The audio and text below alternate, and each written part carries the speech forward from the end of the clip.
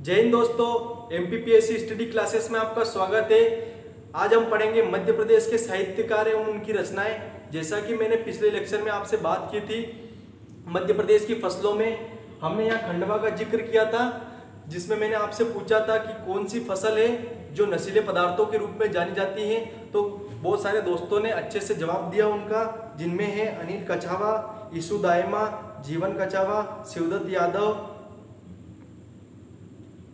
जीवन सुरावत, छोटू नाड़ावत। इन्होंने अच्छे से जवाब दिया। आप भी कोशिश कीजिए कि अच्छे से जवाब दे पाए। ठीक है दोस्तों, तो आज हम पढ़ेंगे मध्य प्रदेश के साहित्यकार एवं उनकी रचनाएं। जैसा कि इतिहास में हम पढ़ते हैं कि मतलब इतिहास को 3 भागों में बांटा गया है, प्राचीन काल, मध्यकाल और आधुनिक काल। उसी प्रकार हम मध्य प्रदेश के साहित्यकार को 3 भागों में विभाजित करके उनको पढ़ेंगे हम, जैसे कि प्राचीन काल, मध्यकाल और आधुनिक काल। तो आज हम बात करेंगे प्राचीन काल की, और हमारा टारगेट रहेगा कि आज हम प्राचीन काल के बारे में ही पूरा अध्ययन करें। ठीक है दोस्तों, तो यहाँ है उज्जैन। यह उज्जैन के फेमस साहित्यकार है जिनका नाम है कालिदास।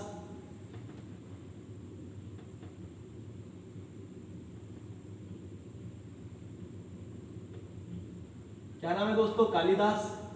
कालिदास चंद्रगुप्त द्वितीय विक्रमादित्य के दरबारी कवि थे। वह उनके नवरत्नों में से एक थे और उन्हें भारत का शेक्सपियर के नाम से भी जाना जाता है। ये आपको सबको पता होगा दोस्तों।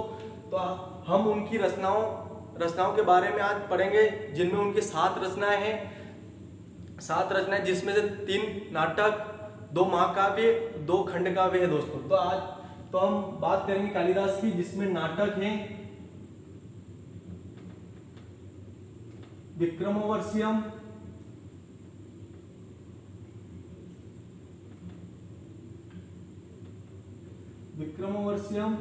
मालविकाग्निमित्रम,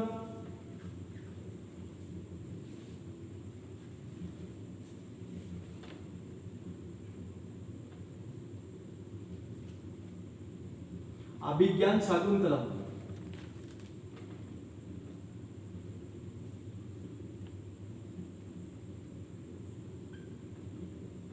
बात कर लेते हैं उनकी महाकाव्य की। महाकाव्य में है रघुवंशम,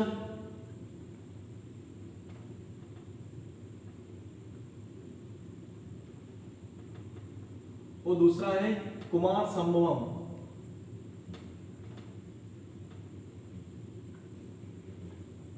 ठीक है दोस्तों, बात कर लेते हैं उनके खंडकाव्य की।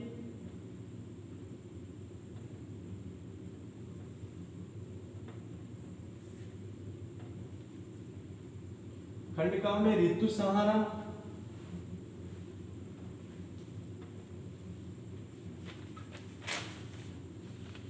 दूसरा है मेघदूतम।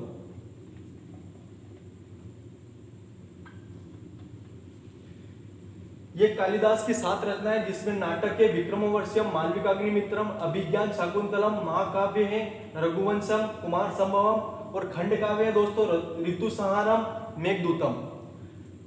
इसी के साथ उज्जैन में है बृहदरी,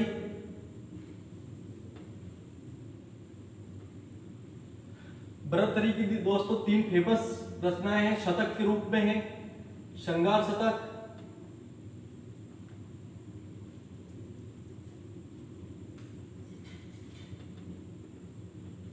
शतक, नीति शतक, और एक और है वैराग्य शतक।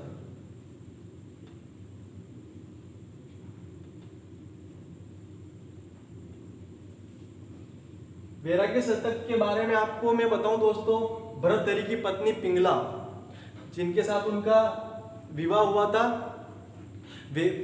विवाह के उपरांत भरतहरि ने घोर तपस्या की, और उनकी जो पत्नी थी उनका किसी के साथ अफेयर था। अफेयर के बाद जब वो अपनी तपस्या के लिए निकले भरतहरि जी, तो उन्होंने भगवान की घोर मतलब अच्छी से तपस्या की। तपस्या करने के बाद उनके वरदान स्वरूप उन्हें वरदान मिला कि कि आप अगर कुछ भी हमसे वरदान मांगोगे तो आपकी जो इच्छा पूर्ति होगी वो जरूर पूरी होगी। तो उन्हें वरदान स्वरूप भर्तरी जी को एक फल दिया कि आप अगर इसे खाओगे तो अमर हो जाओगे। तो इसी कारण उन्होंने सोचा कि यार मैं अमर होके क्या करूँगा, अब तो बूढ़ा भी हो गया ज़्यादा, तो इसकी ज़्यादा ज़रूरत मेरी पत्नी को है। तो पत्नी ने सोचा कि पत्नी को देने के बाद पत्नी ने सोचा कि मैं क्या करूँगा, मेरे बॉयफ्रेंड को दे दूँ। तो बॉयफ्रेंड का भी किसी के साथ चक्कर था, कोटे वाली के साथ। तो बॉयफ्रेंड ने कोटे वाली को फिर वो फल दे दिया। फल कोटे वाली के जाने के बाद क्या हुआ कि दोस्तों कि कोटे वाली के वहाँ मुजरा देखने आते थे भर्तरी जी। तो भर्तरी जी मुजरा देखने आते थे। तो वो फल उन्होंने सोचा कि मैं क्या करूँगी, प्रजा को पालने का जो दायित्व है वो राजा का होता है। तो उन्होंने सोचा कि यार मैं जी के क्या करूँगी, मेरा तो काम ऐसा है। तो राजा अच्छे से देखभाल करेंगे जनता की, तो वो स्वावलंबी बनेंगे तो जनता भी स्वावलंबी बनी रहेगी।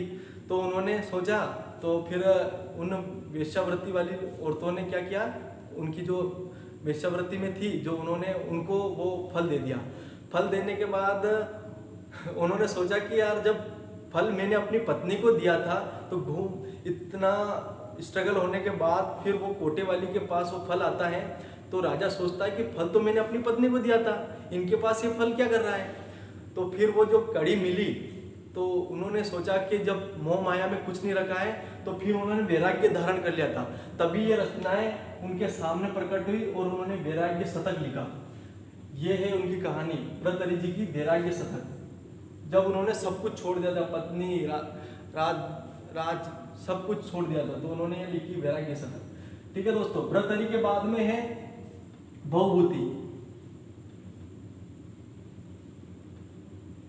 भवभूति जी की 3 रचनाएं हैं, उत्तर रामचरितम,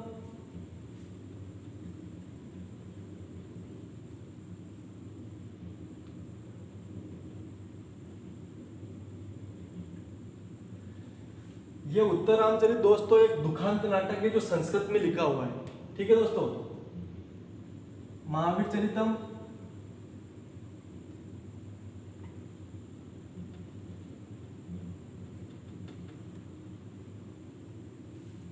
और एक और है मालती माधव।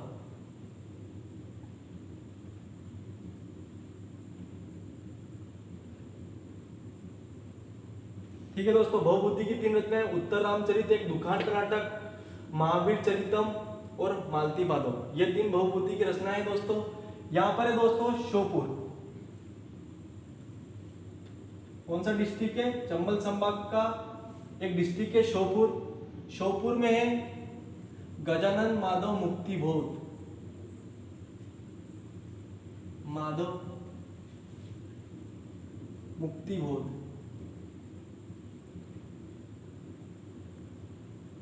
मुक्तिबोध जी की रचनाएं देखें तो पहला है चांद का मुंह टेढ़ा,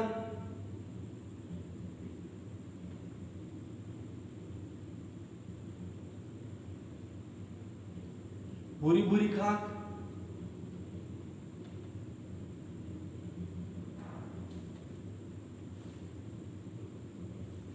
कामायनी एक पुनर्विचार,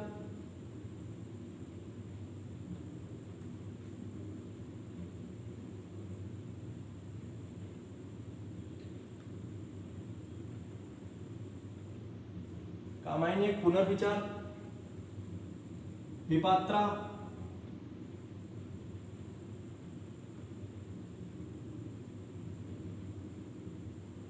और एक साहित्यिक डायरी, एक साहित्यिक की डायरी।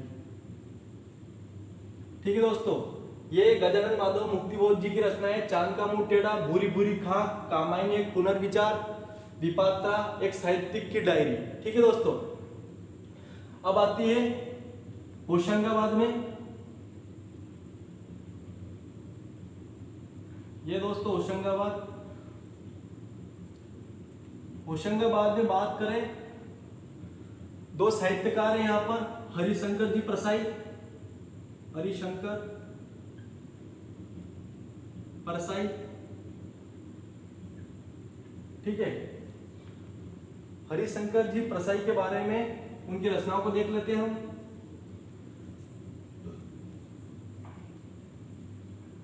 प्रेमचंद्र के फटे जूते, इन्होंने प्रेमचंद्र जी के फटे जूते देख लिए होंगे, तो इसलिए उन्होंने रचना लिख दी कौन सी, प्रेमचंद्र के फटे जूते। ठीक है दोस्तों, दूसरा है रानी नागफनी की कहानी।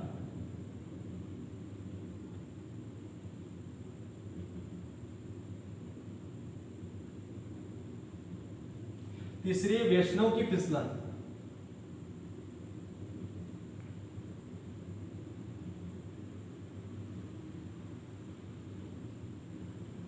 ठीक है दोस्तों, चौथी यहां लिख देता हूं मैं।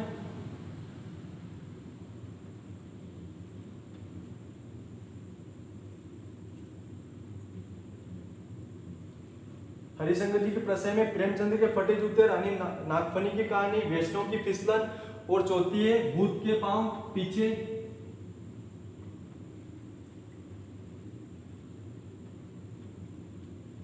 पीछे, और पांचवा है कौन सी,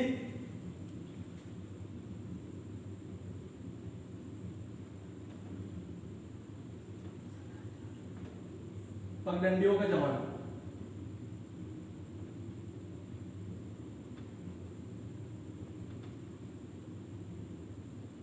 ठीक है दोस्तों, ये हरिशंकर जी की प्रसाई, हरिशंकर जी प्रसाई की रचनाएं में कौन कौन सी, प्रेमचंद्र के फटे जूते, रानी नागफनी की कहानी, वैष्णव की फिसलन, भूत के पांव पीछे, पगडंडियों का जमाना।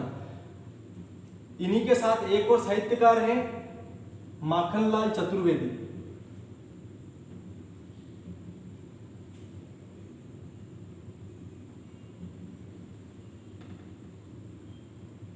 माखनलाल चतुर्वेदी की हम रचनाएं की बात करें तो उनकी रचनाओं में फेमस है, 5वीं क्लास से हम पढ़ते आ रहे हैं, उनका नाम है पुष्प की अभिलाषा। पुष्प की अभिलाषा। पुष्प की अभिलाषा के बाद में है हिम तरंगिणी, हिम तरंगिणी, हिम किरीटिनी,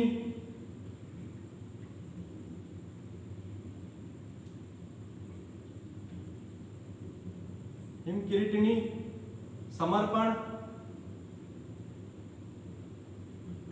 गंगा की विदाई,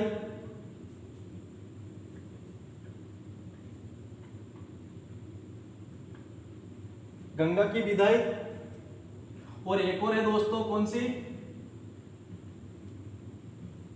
समय के पांव।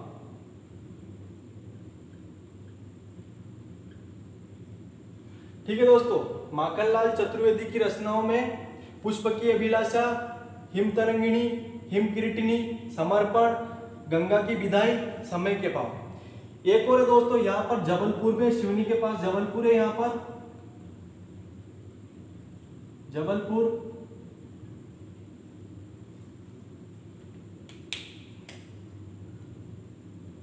हम उनके रचनाओं के बारे में बात कर लेते हैं। यहां फेमस कवि है सुभद्रा कुमारी चौहान, सुभद्रा कुमारी चौहान। ठीक है दोस्तों, सुभद्रा कुमारी चौहान के बारे में हम बात करें, वो जबलपुर से है दोस्तों। उनकी रचनाओं के बारे में हम बात करें तो बिखरे मोती,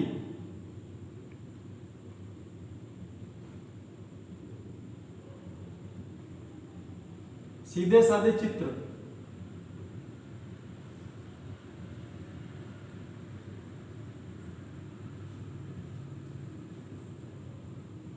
त्रिधारा,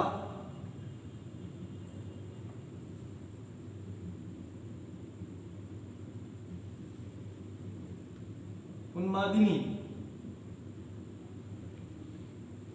एक और दोस्तों जलियांवाला में बसंत,